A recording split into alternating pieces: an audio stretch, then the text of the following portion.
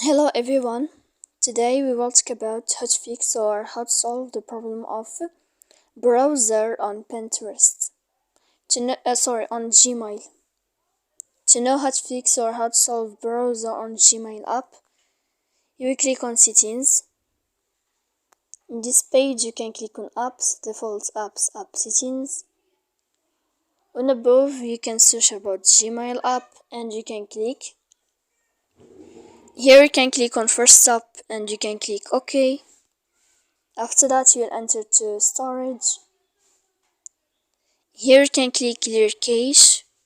Don't click clear data because that can cause the errors or can delete your account to fix that problem. So please don't forget to support us by like and subscribe.